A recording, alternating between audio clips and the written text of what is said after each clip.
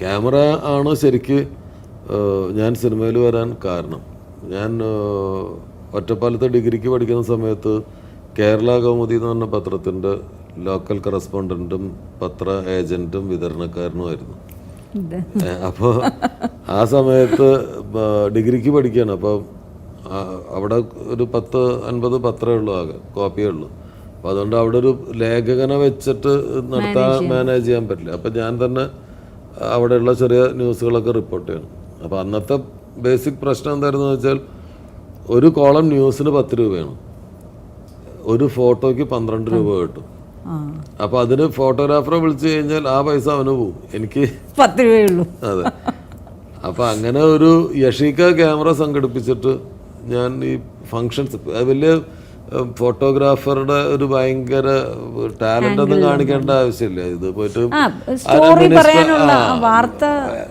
അങ്ങനത്തെ ദിവസം മന്ത്രി വന്ന് അവിടെ പ്രസംഗിച്ചു, അല്ലെങ്കിൽ പഞ്ചായത്ത് പ്രസിഡന്റ് മറ്റേ തറക്കല്ലിട്ടു, അപ്പോൾ ഒന്ന് ക്ലിക്ക് ചെയ്യണം.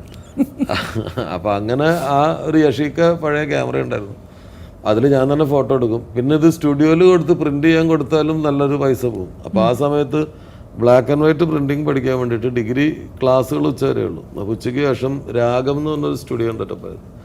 ആ സ്റ്റുഡിയോയിൽ ബ്ലാക്ക് ആൻഡ് വൈറ്റ് പ്രിന്റിങ് പഠിക്കാൻ വേണ്ടിയിട്ട് പോകുമായിരുന്നു.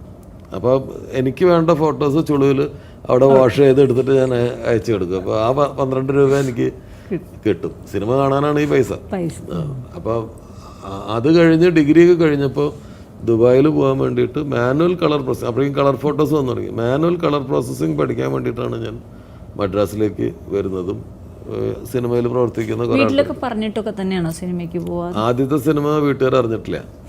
ആദ്യത്തെ സിനിമ ഞാൻ അവിടെ മദ്രാസിൽ പഠിച്ചുകൊണ്ടിരിക്കുന്ന, വർക്ക് ചെയ്തുകൊണ്ടിരിക്കുന്ന സമയത്ത് 1 മാസം ലീവ് എടുത്തിട്ടാണ് കോഴിക്കോട്ടേക്ക് പോയിട്ട് കമൽ സാറിൻ്റെ കൂടെ വർക്ക് ചെയ്യുന്നത്. പക്ഷെ ആ സിനിമ വർക്ക് ചെയ്ത് കഴിഞ്ഞപ്പോൾ എനിക്ക് മനസ്സിലായി ഇതാണ് എൻ്റെ ഒരു സ്ഥലം എന്ന്. കമൽ സാറ് പിന്നീട് കണ്ടിന്യൂ ചെയ്തോളാൻ പറഞ്ഞു. ഒരു സിനിമ എന്ന് പറഞ്ഞിട്ടാണ് സാർ എന്നെ നിർത്തിയത്.